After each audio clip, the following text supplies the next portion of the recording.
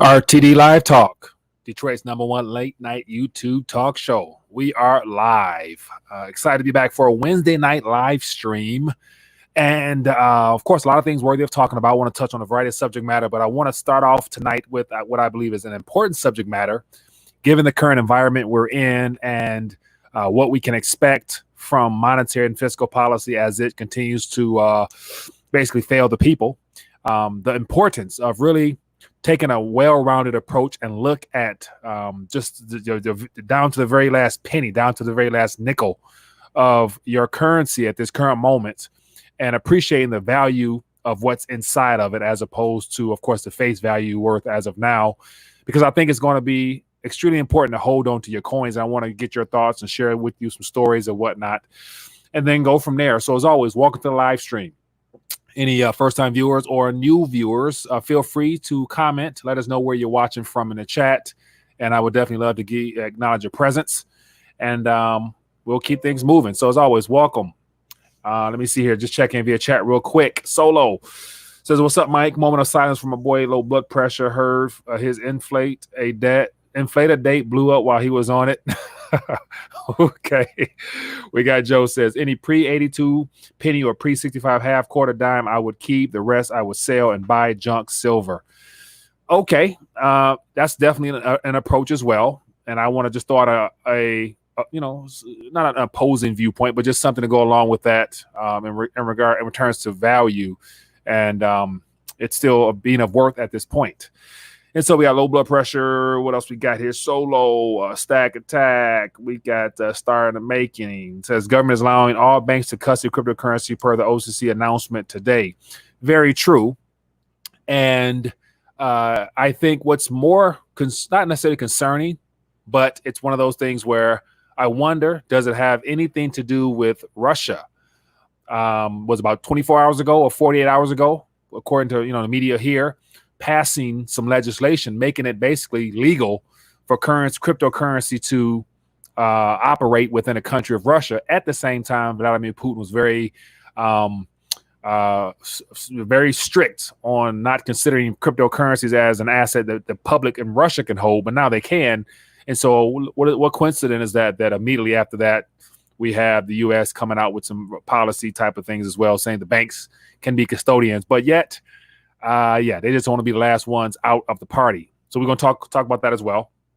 All right. So if that being the case, I want to just share my thoughts with you. And so I thought this article that I brought up is of importance because it looks like one of my concerns, or what I'm thinking about, is that with this shortage of coins, of course, I don't really think there's a such thing as a shortage of coins. I think this is a part of a game plan instituted by the financiers, the overseers of our monetary system, to begin the transition into what they want us to transition into, which is into the digital nature solely. And so I think the lack of coins available or being supplied by the Federal Reserve is basically to more so short squeeze or to squeeze out small business as well as the commercial banks. And so we know that they're dwindling down on the banking model itself. And what better way to starve the beasts other than to deprive them of the very simplest thing that they would need to function, which happens to be change or coins. And so it's putting them in a very bad position, to where we got this article here where we had a community bank in Wisconsin basically open up a program that did extremely well. It did so well that literally today, a couple hours ago, they shut the program down and they were overwhelmed with coins. And so I'm thinking, like, man, people are rushing. And of course, it's being offered here as a way to support local businesses or whatnot, because all the businesses in the community are in need of coins in order to continue transacting with, in coin form along with paper. But yet what I really think is going on with this, as I mentioned before, is that the Federal Reserve, as well as the Treasury, they're allowing the squeeze to occur on the small businesses for sure, as well as the small commercial banks, your mom and pop banks throughout the country, because that'd be a good way to, steer them towards the overall agenda of going digital. And then we have the announcement of banks being able to become custodians of cryptocurrency. So all this is starting to connect together quite well. But what really caught my attention about this article here was that as it ended today. So I will just thumb through the article briefly here. And so they were paying a premium for the most part, or as they say here, a $5 bonus on every $100 worth of coins. And so if people were truly able to grasp the magnitude of the erosion of our monetary system, every penny, every nickel, every dime, every quarter at this current moment has more value than we're giving it credit for, because we consider, just the coins, because of the base metals inside of them, as being just, a penny here, a penny there, a nickel here, a dime there. But think about this: in an environment where the Federal Reserve is committed towards printing, creating, and expanding the monetary supply, both digitally and paper-wise, the only thing that is truly real and authentic money is the coins, because they're instituted through the mint, and they're done by the Bureau of Engraving and whatever. I think the mint actually stamps them and prints them, I believe, but they're a part of the Treasury or the Federal Reserve's balance sheet as far as, the M1 money supply. Okay, but think about this: the coins we have now are still, technically speaking, United States coined money, and they're real. When I mean real, they come from the ground. The composition of those coins, meaning that as currencies continue to inflate away and hyperinflate away, that means the intrinsic value of all those coins will rise. So a penny, even though it's not really necessarily copper now, we know that 82 pennies are worth something, but even the pennies now, because of the chemical composition of them, will still be worth more ultimately than the actual paper notes in circulation. So ultimately, what I can see, coins, your pennies, nickels, dimes, those can actually serve as the best bartering tools in the midst of chaos, because they're going to carry a much higher premium on top of them, because people will recognize them, because they will be still trustworthy, because they're naturally minted and they are of value, because they're one of the things where you can't just print them things out of nowhere like you can with paper. And so to move forward, what I wanted to touch on also is just a little video here. Basically, the bank person here, he basically runs the whole program down. But yet what caught my attention was, within that short time span of a week, they brought in 10 tons worth of coins. So I don't know what it was made up of, but 10 tons is a lot of coinage. And you think about what's inside those coins. They happen to be base metals. Base metals, as of right now, copper's going up, nickel's going up. So all those elements are worth something because they're from the earth. So therefore, they're using them for the business sake. But I think what we should not lose sight of is the fact that because those coins still, they have the compounds of them, the components of them are of value. Those things will serve of an extreme value, because you'll be able to move those coins. A quarter, for example, will carry a lot of weight, I believe, in a worst case hyperinflation type of scenario, as opposed to you having to move 1 ounce of your silver or something like that. So anyway, so yeah, I want to just talk about that a little bit and also show you. So I see somebody here, who is it? Window talking about the remelt. So that's exactly what I wanted to go to next, because I typed in coinflation.com. And so going to coinflation.com, you get a chance to see the actual chemical composition and the value according to if you were to melt them down. And so as of right now, the nickel is the closest coin that the face value and the actual melt value are relatively the same. So nickels in of themselves are worth, they can be worth just as much as paper in a hyperinflationary environment, which will mean you wouldn't want to necessarily unload off of all these unless you got a large stash. I saw somebody mention that they'll go count it all up and take it in and get your silver, of course. But if you did not, there's still value in these things here. So if you just, go through this here, you check out the different, pennies here, of course, the pre-82 coins were 95% copper. And so the metal percentage face value of a 82 penny today is it's more valuable. It's 184% more valuable because of the chemical composition than actual face value, because of copper. Copper is definitely going to continue to rise. So it will be something that you can utilize for barter or whatever it might be. And right on down the line, there are other coins here. Chemical compositions are not as high, but yet Once again, they're periodic elements from the periodic table that have value. So, and of course, you go down to the bottom here, you see the value of the pre-64. We got the free Roosevelt dime here. And according to its melt value, it's 1,600 times more valuable. And then what else we got here? We got the Silver Eagle. We know what that's about. Let me look at that quarter. Where's the quarter at? Where is the quarter? We got the Washington quarter here. So as of right now, face value is 25 cents, but yet one quarter is $4 melt value, 1,600% higher in the melt value than the actual face value. So don't be fooled by the face value. Don't fall for the banana in the tailpipe. Unless you can sit on a large wad of coins, don't get rid of your coins because they will serve purpose in a very extreme, hyperinflationary or extreme inflationary type of situation, because people will still be willing to accept those once confidence is lost in paper, if we get to that point. So, okay. Anyway, enough of me ranting on that subject matter there. But question is, based upon the little information there, for those that are sitting on minimum coins, are you still looking to hold on to your coins? Or if you had the option of packaging them all up and redeeming them as well, are you taking a lot of them in and getting your weight up via silver or whatever else you're sitting on? So I'm curious to find out what you guys think. Let me know in the chat real quick, and then we'll move right along. Got a couple other things to touch on. Let me see here. It says all the scrap metal dealers in my area are shut down, so no way to scrap steel, copper, etc. Really? So all the scrap metal dealers in your neighborhood are shut down. I wonder why. What's going on? Is it the health situation that they're concerned with, or is just that business is not flowing as normal? And so Indigenous Copper says coins have worth due to weight. Very true. Very true. Let me see here. What about the $50 gold eagles? I'm not sure what you're referring to there. Yes, the government is now at war with its people. No doubt. Those Utah goldbacks any good?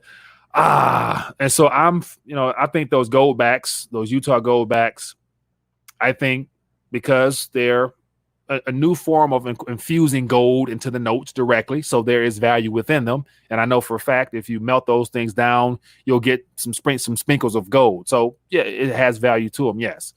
And so I don't think they'll be widespread across the country to actually use, but yet in the Utah area, and there's people accepting them for payment. So definitely they got some purpose to them. And so, one of the things that has me excited about finding different ways of diversifying and getting your weight up. And so is here, I have these Carat Bar gold notes. And so right here is 1/10 of a gram, and you can actually feel the actual gram in there. So that's the equivalent of the gold back as well. So I prefer those. So that's what I have myself. All right. So we'll keep moving right along. What else we got here? Low blood congrats on. I need 2 ounces myself. If I can get a 10-ounce. See what we got. Gold backs, high production costs, Carat Bars, anyone. Yeah. So anywhere I go, there's going to be a high production cost behind them just because of how small the weight of gold there is. So, it's only really profitable if there's a little bit of a higher premium. But yet it's one of those things where it's the same as with the coins now. There's a higher premium because of the rush to grab onto things that are deemed as safe and secure and stable, which means metal. So at this point, you're going to pay a little something for everything. So it's basically paying a little bit more premium for insurance. That's all, which to me, depending on what you like, it might work for you. All right. So let me move right along. As always, feel free to add. We got Kamitha from Connecticut. How you doing this evening? Talking about the importance of not letting go of your coins of any form, because as of right now, they have a purpose. And I think the goal of the central bank as well as the federal government is to squeeze the small commercial mom and pop banks as well as the small businesses by cutting off what can be considered like somewhat of the lifeline, which happens to be coinage, because a lot of transactions done in cash, every cash transaction, it's good to say that overwhelming majority of all cash transactions somehow, some way will result in the exchange of some type of coins, whether it's 5 cents, 10 cents. And so that to me has been presented as the best way to begin strangling a lot of these banks as well as small businesses by the change method, the coin method. So that means it lets me know further that it's of value to hold on to. So, all right. So let me keep moving right along. Okay, so leave your thoughts on that one, and I want to keep moving right along. And so another subject matter that I want to touch on is today. Looks like the GOP is making some moves because, like I said before, I know when I first saw this article, I was going to look to do like a little live stream. But so, as I mentioned before, it's by this point, it is so obvious as to what has to happen or else. And so we got the left and right so-called fighting behind the scenes as to how much they can basically cover up their own mess by providing, as they say, relief or stimulus or an extended benefit of unemployment. Anyway, it go. They have to continue this on. It's just a matter of how much. So today, initially, when news broke at about 3 or 4 p.m., the first article I was notified with said GOP considers extending unemployment benefits at a reduced level of $400 a week. And so literally, when my phone buzzer went off with this alert, it said $400 a week. I'm like, that's about what I was anticipating, because they really couldn't go down to, as it says here, 100. And so if that was the case, Trump is he's in trouble. So Trump has to approve something closer to 600.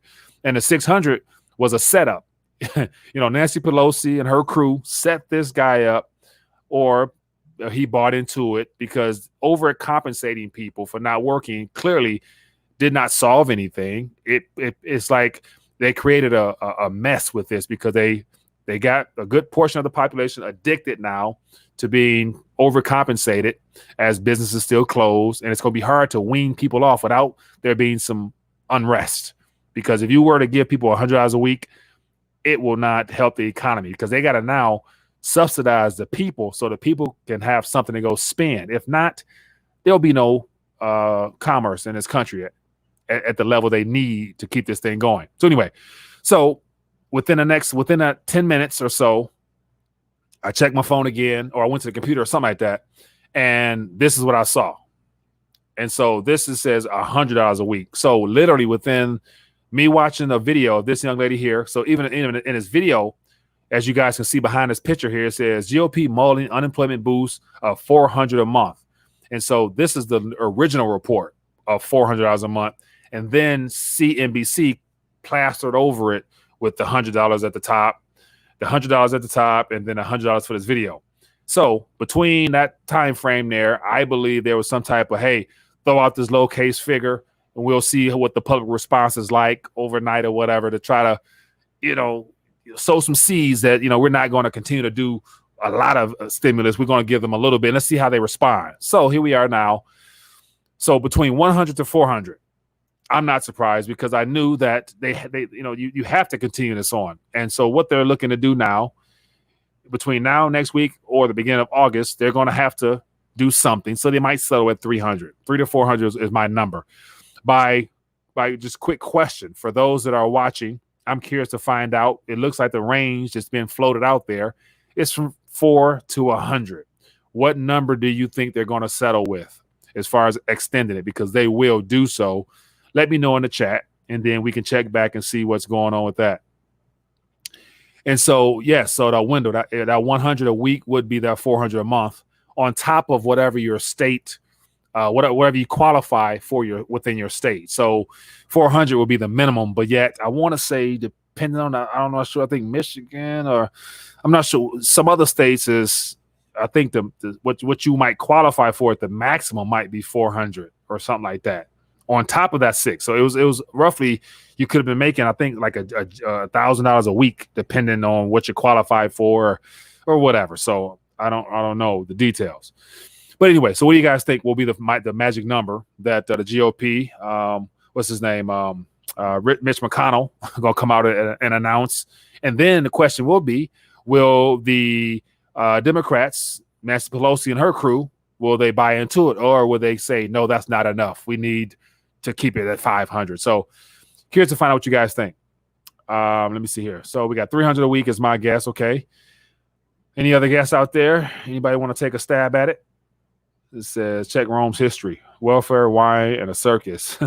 Oh yeah, so indigenous copper. We already at that point now, so it is what it is. Let the robots do the job. So David, yeah. So based upon the information we've been provided, as of this year, they're going to extend this until December, because that won't be the end. That won't be the last straw of providing unemployment relief benefits as well as stimulus and everything else, because they're going to have to continue to offer the financial sector quantitative easing. And so as of now, the Federal Reserve is committed to every month bringing in existence 120 billion. I think it's 80 and 40 or something, 80 mortgage-backed securities and 40 billion in treasury. So that's a given. That's like already written in stone. So it's going to be hard to continue to keep that up, and the people not become pissed off at the fact that there's already some lifelines being offered to the failing banks and Uncle Sam, but yet the people are struggling. So they're going to have to then provide relief or aid or stimulus or whatever for the people as well. So it's going to be an ongoing thing all the way until the end. There'll be no way of unraveling this mess, because it's a perpetual cycle of debt. And then take it even further. I came across an article earlier that talks about how right now, as a result of all these defaults and things like that, the derivatives market is unraveling right now. So let me see if I can find that article. Let me see here. Where is it? I see it. Let me see. Do I see it? Derivatives. Where is it at? I don't see it. I think it's on the Facebook page. Let me see if I can find it or no. Okay. So I don't see it. Anyway, but article came out earlier talking about the issue with scrambling to try to make sure derivatives are taken care of and all that good stuff like that. So it is what it is. Anyway, enough rant, enough, going back and forth. Let me get to the phone lines, open it up. I want to hear from you guys. Let me know what's on your mind. We can talk about this or whatever else. And then also I want to touch on the news behind what has been presented to us as the OCC, or the operation, or was it Office of the Comptroller, who happens to be, I think it's Brian, the Coinbase guy. So the crypto guy was brought in. Was it in March or April, right when all this stuff broke out? That's when they hired the Coinbase guy, and then sure enough, 3 months later, here we have them offering custody for the population when it comes to cryptocurrencies. So I'm not surprised. It's all a part of the adoption process. We all knew it was coming. And of course, as a result of that, we got a little bit of a spike in the crypto market. And so let me put this on the screen here for those that may not be familiar with it. But this is an interesting article, but it's US playing catch up, because as I started off saying, the true story, the true news is this right here. It says Russia to treat crypto as a taxable property. And so if anybody has been following the cryptocurrency sector and how the response has been around the world, the U.S. is lagging behind big time, because there's no clear cut way of, reading what they want to really do with it, other than the Federal Reserve coming out with their own Fed accounts payment mechanism or whatever down the line. But Russia is the one that really, I think, triggered the U.S. to rush out there and start really pumping the need for custody for the public. So, yeah, when I saw this article here, I'm thinking, like, yeah, okay, the U.S. is just following suit. They're not leading the way because they're already behind. And so let me get to some calls. I see I missed some. I apologize for that. Let me and set this up so I can hear from you guys. All right, so phone lines are open. I apologize for that. Give me a call. Let's talk. Curious to find out what is on your mind and what do you think about what's going on. All right, blockchain versus Swift. It's a war, a blockchain versus Swift. Yeah, so with Russia now making their economy crypto friendly, that makes it easier for them to roll out their own ledger or whatnot to go around the Swift as well. So it's all progress they're making. Hello, Carlos. Where are you calling from? Yeah, hello. Hey there, how you doing? What's your name? Good. This is Casey from Fort Worth, Texas. Casey from Texas. How you doing, my friend? What's on your mind tonight? I just have a quick question. I was just thinking, I was thinking about putting my house on the market, and I was thinking whenever the dollar collapses, if I were to bug out, what would a person do with their home once they bug out? And B, what should we do? What should a person do with their house in general if they wish to move whenever the dollar's collapsed and real estate's collapsed and all that stuff? And what would you do in a situation like that? Okay, so you say bug out, and so assuming if your house is already sold and you're looking to no yeah when poop hits the fan and you're looking to go to your bug out location, and what would you do with your house if you had to bug out and you had to get out of Dodge and leave your house behind? Would you put it on the market, or what do you think you would do with it? Okay, well, if it's at the point where you got to bug out and you have to just hit the road and take off type of thing, because stuff, as you say, hit the fan, then at that point, all hell broke loose. So I don't think there'll be much of a market, or there'll be many people out there looking to shop and buy for a house. So I think it's one of the things where if you anticipate the need to do that after you got your bug out place, you might want to start, minimizing all the things that you would need at your current residence, just in case you have to leave and board it up, shut it down, or whatever. Because I'm assuming if you're bugging out, you're concerned with the environment you're in. Therefore, I don't think the environment will be stable to really be able to properly plan how you're going to try to put it on the market and whatnot, because there may not be a market if the housing market crashes. So between realizing it's time to go and when you have to go somewhere, that's a long window or a short window. And all those preparations should be taking place now, I believe. But my personal thing is, if you got to leave, what you leave behind is not important ultimately, because where you're going, you're assuming it's where you're going for safety, because things are, not good where you're at. So I wouldn't be concerned with what's behind me at that moment.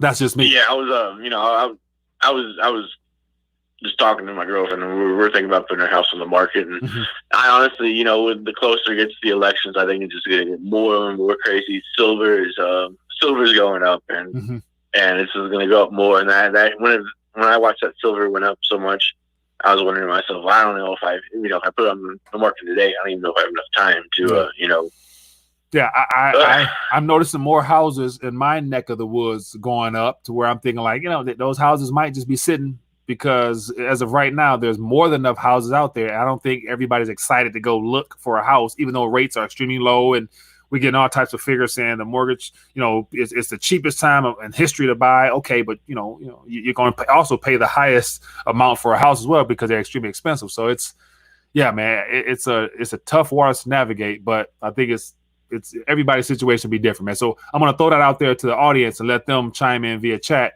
and then they'll give you more ideas. But I appreciate the call, my man. Thank you, Mike. Yeah, be good.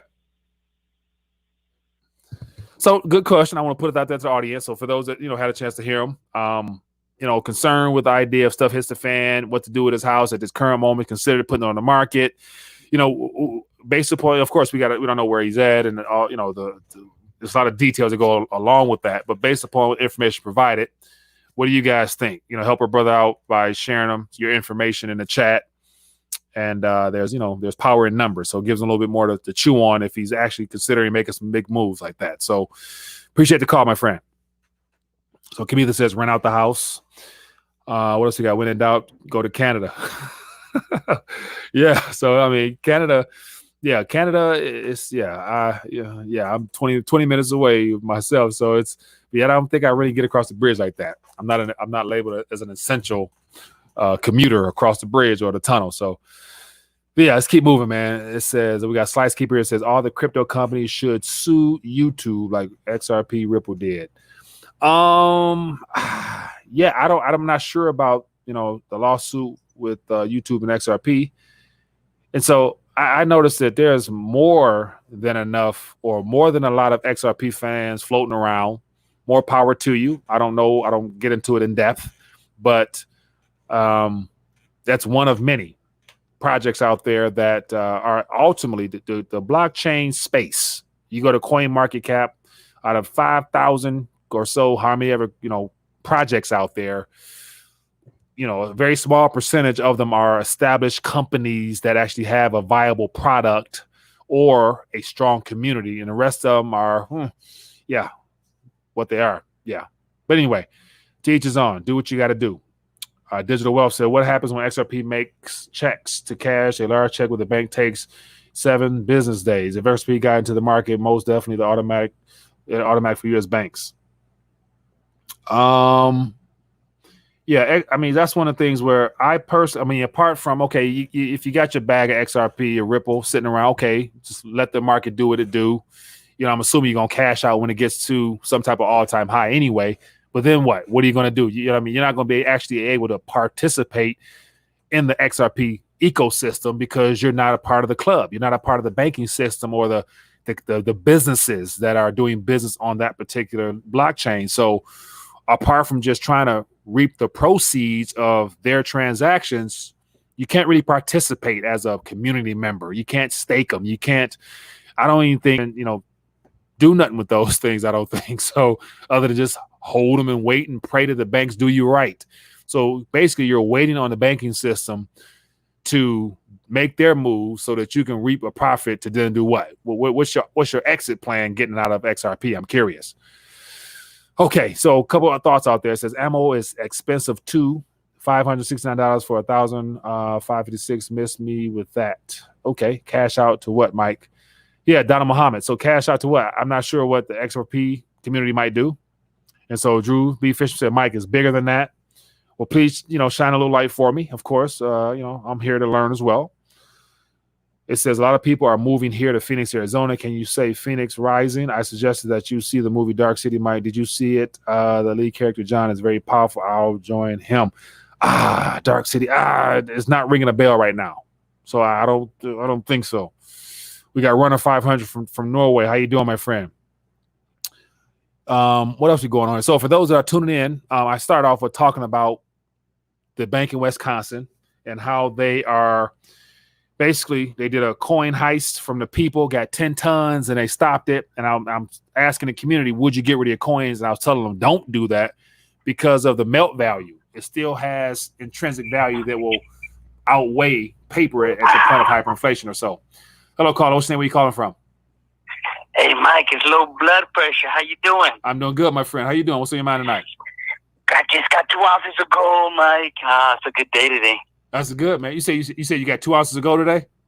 Yeah, 2 ounces. But I broke my own rule. I paid cash, Mike. I didn't do credit card because they're already maxed out.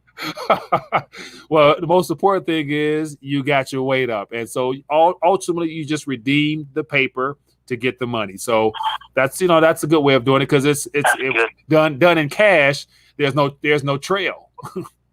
Yeah, there you go. Look, Mike, those coins you talk about, the fiat coins. Yeah. Just put them in a sock. They're good weapons. Put them in a sock and just start wiggling around like Homie the Clown. That's what they're good for.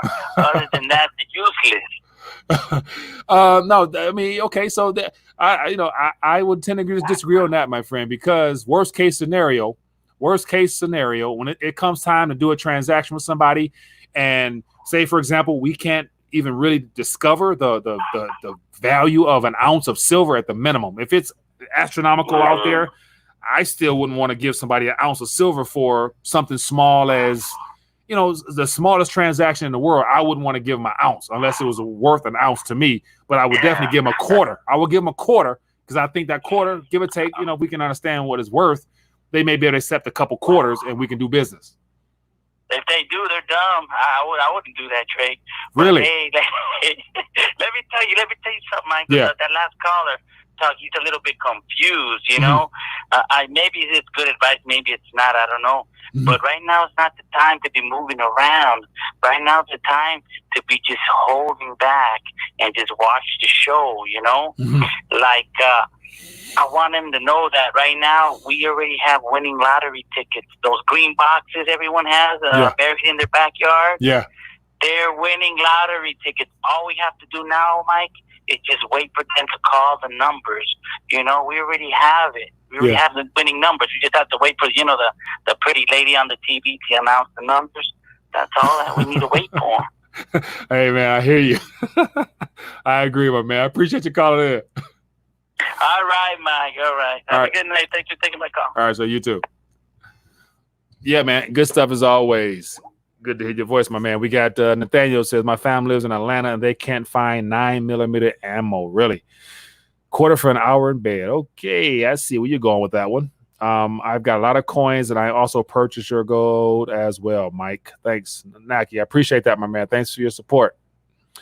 What else we got here? What's your thoughts about black coin? It increased nearly 60% yesterday. Really? Black coin move like that?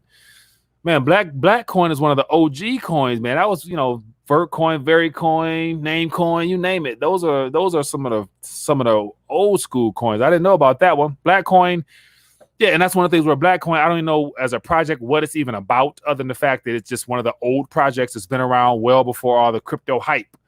And so I remember buying some black coin off eBay back in the early day, So black coin popped, really. So that's one of the things where it just popped for no reason, because I'm assuming the project has no true value whatsoever. But let me know. I'm not sure about it. Black coin, I've been forgot about that one. What we got here? What's King D said, what's it like $100 for silver dimes? $100 for silver dimes. What is it like? Not sure what you mean by that. What it like? BTC and gold equals wealth preservation. Lord Hybrid. Yeah, definitely.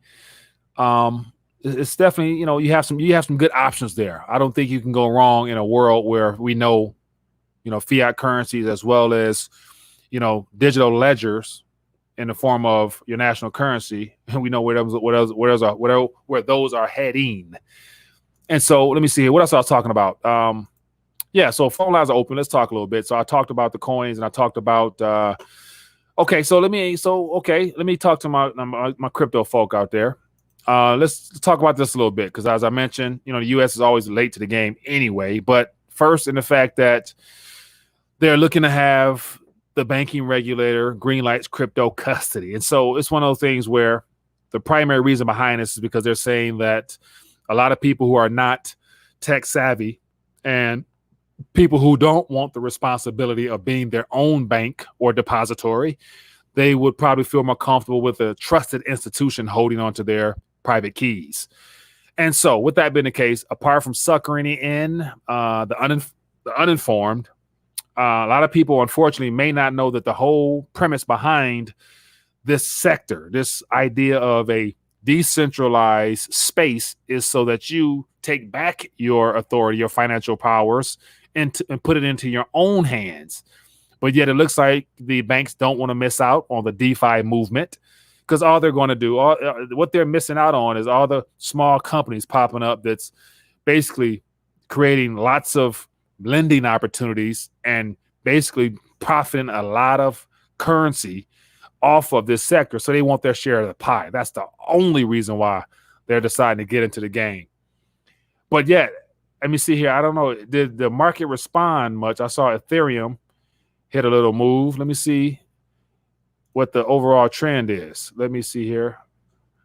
Let me open this up real quick. So I'm curious to get your guys' thoughts on that. Digital Wealth says, when the banks come in, there'll be plenty of things to do with XRP, staking, baking, loans. Also, I'm holding out until 100 million supply gets down to critical mass. Okay. So it sounds like you've thought that out and you got a game plan for that. And so definitely, if you're strategizing, you know what you're getting into. Your thoughts on POGs. What is POGs? I don't know what Barley Broker. What are we referring to? Off the top of my head, I don't know what that is. Must be an acronym for something. Let me look that up and see if there's anything out there. Yeah, let me know, Barley Broker, what you're referring to with that, because what popped up on the search. I'm not sure if that's what you're talking about. Anyway, it says this, Gene, says this will be a September to remember. Hurricane Fed coming to shore near you. Hurricane Fed. That's a good way of putting it. Okay, so it looks like a little bit of talk about the 9mm out there. So for all my gun owners out there, does anybody have any recommendations on where they can direct our community members as to where they can get their lead up? Any sites that that you can go to and they still delivering or shipping some lead in the mail or whatnot? Let me know, or let me know how you guys go about sourcing your lead if it's not available in your neck of the woods. Kilogram silver bars. No, Mike, what we got here? I just Googled it. Yeah, I just Googled that too, and it wasn't anything. It wasn't what I thought it was. Oh, pissed American with a gun. Okay. So, Barlight Broker, type in PAWG into your search bar and see what pops up. And that's what I saw. And I wasn't quite sure what you were talking about. We got pigs are modern wood nickels. Okay. Yo, true. What else we got? Sorry, boys, I'm Canadian. They're taking the guns. So, Joe T, in Canada, they're coming after your guns. All right, huh? Question for all of those, any of my people in where is it? West Virginia, if I'm not mistaken. You guys, anybody in West Virginia or near that area, what was it? Early 2019, if I'm not mistaken. There was some legislation that was being pushed through on some gun regulations or whatnot, trying to, take away gun rights, stuff like that. And I'm not sure, did that move forward or not? Anybody familiar with that? So Barley Broker says a joke. All right, fair enough. I get you. It says when you find 9mm ammo online, it's usually about 3 times the normal cost. If you buy a 9mm pistol, they usually give you one box with it. Okay, Dr. Gonzo. So definitely, if the lead is that important, you're gonna have to pay the premium. That's the thing. Like, so moving forward, think about this. Moving forward, due to the we're soon to, if not already, reach a pinch and just having the abundance of supply of things that we usually are used to having. And a primary example, like I mentioned before, and somebody called in to verify this a while back, but just go check out the electronic department in your local Walmart or Target or something like that. It's looking mighty dry. So anything that's imported in from China or the Asian region is not really making itself to the shelves these days. Not to mention all the other little knickknacks that we're not even aware of where they're made at. They're not made in America more than likely, which means that we're going to run into a shortage pretty soon. Therefore, you're going to end up paying a premium for a lot of things that you typically would not do. But it's a matter of how important is it and how bad do you need it. And I think if you need it, you're going to have to pay for it moving forward. And that's ultimately a sense of inflation. Hello, Carlos. What's your name? Where you calling from? Hey, man. How you doing? It's Brando Commando. Brando Commando. How you doing, my man? What's on your mind tonight?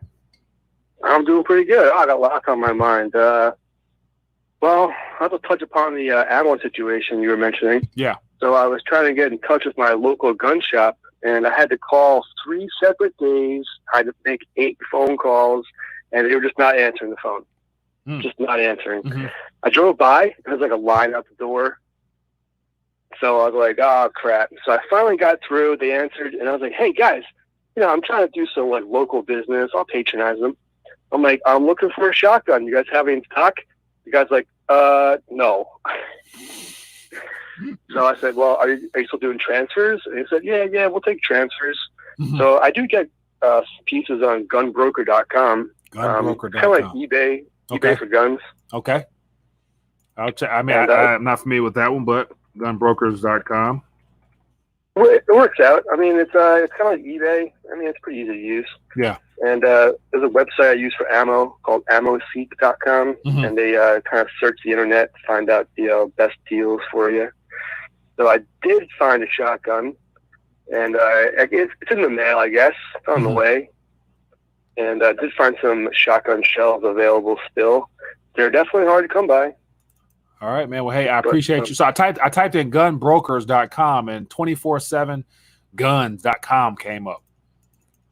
Not brokers, just gun broker. Okay, because that took me somewhere else. Okay. All right, so I should be able to get there. Also today, I was driving through the city, Philadelphia. I went to go visit my friend who has coronavirus at the hospital. Mm-hmm. And I was driving down the Ben Franklin Parkway, and there was like a shanty village set up in the park. Really? And I was like, whoa, where'd this come from? I haven't seen that before. Uh-huh. All of a sudden, there's like 100 tents in like a shanty town. Really? So, yeah. So when's the last time you've been through that area to where, it popped up within a time frame? I gotta say, it's probably been a good 6 months since I've driven to the city. Mm-hmm. I mean, but it did have a big Black Lives Matter banner hanging in the front, and it said like, housing now. And I do think that housing is probably kind of hard to come by, and some people can't afford it. And you know how it is if you're out of work for a month or two. Yeah. Yeah, and But, a lot of the lifeline happens to be the extended benefits, and that's why I started off earlier talking about how they have to continue to support the unemployed with more than enough. If not, they're not going to be able to pay their rent, and it's going to be even more bubbles bursting because landlords going to have issues. All the debt, mortgage-backed securities, and commercial-backed, so all them products they created is subject to people having a job or having a way to pay it back. If they don't pay it back, somebody gonna be, paying for that. So you might as well get the people as much as they need now, man. Yeah, it definitely seems like it's coming to a head where something's got to happen like in the next couple of weeks. Yeah. But I saw some headlines just last week where they were talking about this issue, and they're like, "Oh, J.P. Morgan, they're stockpiling billions, because they see defaults on the horizon." Mm-hmm. I got to ask you, why is J.P. Morgan like putting cash aside? Who did they owe the cash to? Oh, those are probably your funds. Those are probably the depositors' funds they're sitting aside. They use your currency to make more of it. So it's probably yours. If you were J.P. Morgan, it's the people's for sure. But they already got the largest hoard of silver, so they good. I just wonder, what kind of losses are they worried about, though? It's almost like they owe it to somebody else. But see, here's the thing. Too big to fail banks, they're too big to prosecute or even really point a finger at them. And if you fine them, it's okay because the fine is always smaller than all the illegal activity they're involved in. So it's always chump change to them. When you own the system, it's like, there's no amount of billions you can pay in a fine that you can't make off of fees and taxing people for their deposits. So yeah, the whole idea of trying to bring J.P. Morgan down, they're not going nowhere, man. Like they've been around before the Federal Reserve System because they are the Federal Reserve. So, oh man, it does seem that way, and they're pretty tied in with BlackRock. Oh yeah, definitely. They work. They all go to the same golfing club, and they all been to the island together. So appreciate you, my man. But they're losing control of the silver trade at the moment. I mean, silver's gone up. 30% in 2 months? Yeah, but see, here's the thing. To us, it looks like they're losing control because of all the paper stuff they're losing. The paper stuff is unwinding. But I watched Big Swear today talk about a billion futures or a billion ounces were created or whatever to drop to halt the price from moving up. And so, are they really losing it or what? Because if J.P. Morgan is sitting on the most, they don't have anything to lose because whether it goes down, they make currency, or where they go up, their silver makes currency. So anyway, they're in a good position. It's all the other players that might be scrambling, but JP Morgan, they will be the last bank standing because they're the only bank that actually got something of value in their vaults, which is silver. So yeah, if they lose control, they still gonna be good. So but hey, man, I appreciate you. It kind of reminds me of these two brothers that got prosecuted for trying to corner the silver trade. Like 100 years ago. Oh, the Hunt brothers? Guys. Oh, that was 40 years ago, 1980-ish or whatever. But let me get a couple more calls in, man. I appreciate you calling in. All right, Mike. Good to talk to you, man. Love you guys. Love you too, man. Thanks. Bye. All righty. Give me a call. Let's talk. I missed a couple calls. So give me a call. Let me know what's on your mind. Try to get straight to the point if you can, just so we can try to get more calls in. And we'll keep it moving. And so I see a couple of things out here. It says HSBC Bank lost $68 million in March and now are backing out of metals trading. Oh, okay. So they got squeezed up out of it. And it sucks that, HSBC was, I'm assuming, solely in the paper realm. They may not have any vaults with nothing physical in it. So if you can no longer control the paper game, you have to exit. And so I think JP Morgan over the last decade has put themselves in the best position because they can still try to play around with the paper, but if they lose control of it, they can just sit back and relax and let the vault do all the talking. But here's the thing: if the United States government, if the Treasury, if the United States Mint, if there were some good guys out there, if there really were some good guys out there, some white hats, as people would like to say, they should be confiscating that gold, that silver, and putting it back into the Treasury or somehow, or make JP Morgan make JP Morgan sell it for market value right now. If there was really some good guys out there, that should be in the plan. Put that silver back in the Treasury, because we all know there's no gold in Fort Knox, so we're gonna need something to hold on to. What else we got here? It says, anyone else here that record labels are now investing in prisons? I did not see that one. Did not see that one. The banksters can print whatever they want. Money means nothing to them, or currency means nothing to them. It's pure and simple human farming. George Clooney married a dude, now divorced him. Okay.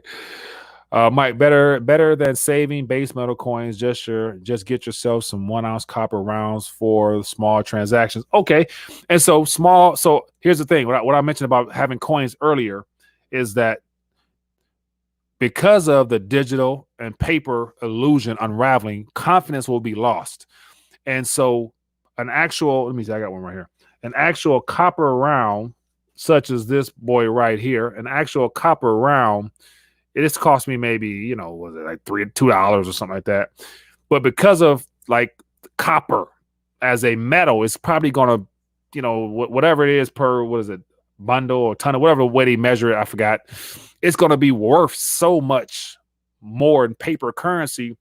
This particular copper round will not be something I would really want to part ways with unless it was something small in nature.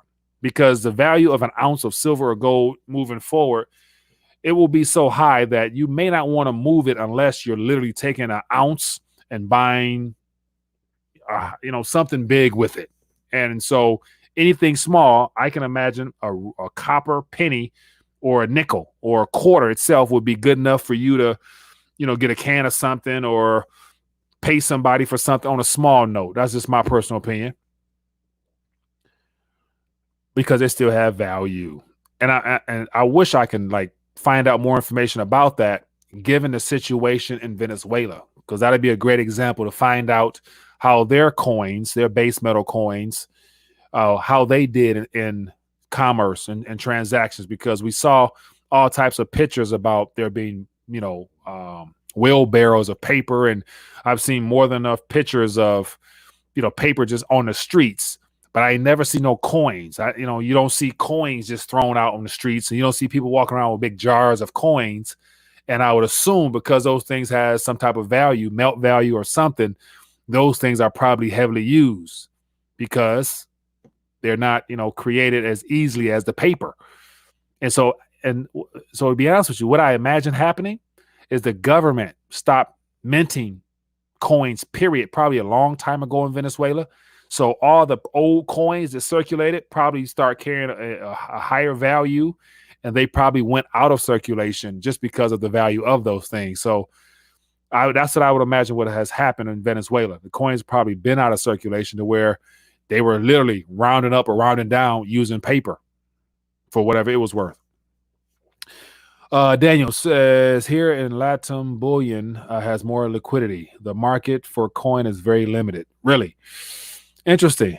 And so you said in Latin. So where is that what I'm trying to figure out? What region is that in? What country are you referring to, my man? Vermi Supreme for president. I don't know who that is.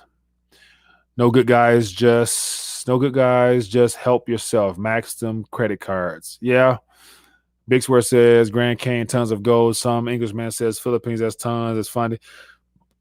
No doubt. I don't doubt that all those federal lands, they're untapped. They're untapped gold mines. They're untapped and rich in natural resources that's been land dormant for over 100+ years. So there's definitely wealth in the ground there of some kind. So they wouldn't be able to get it out in time for it to be of use to anything. Mike has everything but a gold chain. I do have a gold chain. I just don't wear it. From Brazil. Okay, from Brazil. So, man, give me the rundown of Brazil, man. So we hear a lot about cases. And so, are you seeing, the same thing that the mainstream media is telling us about cases? And I'm sure everybody know what I'm talking about when it comes to cases. Low blood pressure says, I hate copper. Hate's a strong word. And so I don't, hate much at all. And especially I don't hate things that come from the periodic table, because the periodic table is the only thing that's real. Everything else is spinoffs of what comes from the periodic table. Everything we're looking at comes from the periodic table in one form or another. Silver dimes. Guess it's time to turn into a wolf. China just recently struck oil too. Nathaniel, I'm not sure about what you're talking about there about China's oil. 9/11 was a gold heist. China owns a ton of mines. Yeah. Building 7 collapsed, no plane hit it. America's the Ville. Very true. Yeah, man. That's what it is, man. Let me see here. Phone lines is kind of slowed down a little bit. So it looks like you guys are done talking to me tonight. So let's get ready to dial it back. So I just want to check in and get your guys' thoughts on the whole coin situation, man. Like, are you parting ways with your coins? Or are you going to sit on them or cash them in or whatever you're going to do with them? I'm curious to find out. I think they will have value down the line. And I think you're going to want something the smallest thing you could probably find to do some transactions with. And I think, hold on to your quarters and dimes will still add up to something that somebody will accept. So let me see here. It said explosives that brought down all those buildings was manufactured in Fort Detrick, Maryland. Wake up, folks. Okay. So I've seen some videos about how the buildings were laced with some things that detonated right upon the time of implosion of the planes. So all those documentaries are out there, but that's 20 years ago now, man. We're on to the new plan. New plan happens to be with your health. And as you guys can see, all the talk is about what happened today with Pfizer. $2 billion. The U.S. paid $2 billion for 100 vials of what was not even developed yet. Isn't it interesting how the rush is to find that particular strategy, and it doesn't even guarantee to do anything? And based upon how the flu operates, just one shot won't do. So you're going to need to do them, yearly, if not several doses. So who in their right mind would want that in their body? I don't know. But while everyone's watching, let me point your attention to a video. I posted it to the community page earlier, but I want to make sure everybody has a chance to actually watch it, because after watching that video, it's one of those things where the young lady who laid out all the information about what's going to be inside of those vaccines, as we're calling it, copy address. So I'm going to actually share this with you guys. I posted it to the Rethinking a Dollar blog. And so I want you guys to make sure, I'm going to put this in the chat. Make sure you guys go watch this and then and comment on this so that we can have a discussion about this. So here is this here. It was posted. I appreciate the community member that shared it with me, but it talks about Dr. warns that the new, as you guys can see the word here, is untested and will alter your DNA. And so after watching that, she lays out a lot of interesting things that I think is worth investigating. And as somebody mentioned in the chat earlier, how does she know all that shit? She could be lying. But it's one of the things where the information is out there. Now it's on you to prove her wrong, because if she has any bit of truth behind what she's saying, we're in big trouble, people. And it's one of the things where it's not to fear, but just to be concerned that if this is the direction we're heading in with what they're trying to put inside of that stuff and to push us towards our transhumanism type of things, then it's your responsibility to make a decision. And I think it starts, first of all, with educating yourself on this type of information here, taking this stuff a lot more serious than we already have been, and then making sure that once you've come to your conclusion as to whether or not what she's sharing and what other doctors are sharing is true or false, then it's your obligation to share with other people, because majority of the population thinks that what they're working on and what's coming our way is for our good. And I just find it hard to believe that anything that the government's buying and giving away for free is actually going to be benefit me. Why, if it's of use, why not charge people? But they're giving away for free, which means that they can give us anything in that damn thing. Anyway, enough of me ranting. Check the link or just type in Dr. Warren's new whatever. You guys see with the title. And, once again, the information's out there. You got to go get it. Okay, so I'm done. Anyway, everybody be blessed, be safe. As always, if you've enjoyed the back and forth, hit the thumbs up button. Hopefully be back, Lord willing, tomorrow. And let's keep this party moving. Be blessed. Stay prayed up. All right. Peace.